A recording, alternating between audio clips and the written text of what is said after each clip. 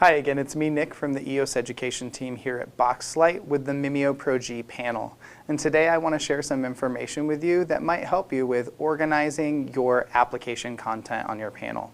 So one of the features that I find really beneficial is being able to group similar or related applications. So you'll notice that I currently have a group of applications that we've labeled Google.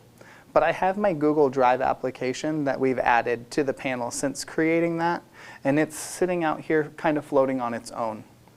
It's really easy for me to add that to the group simply by pressing and holding on the application and then dragging it over until I can hover on top of that group, and I can now drop it inside there.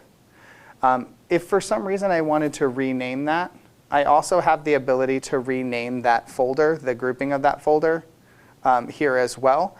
And I can press and hold in order to reorganize the different apps on my panel.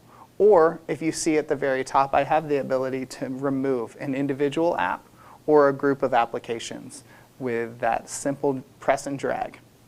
So a really great way for you to be able to keep organized and keep easy access to the content that really means the most in your classroom.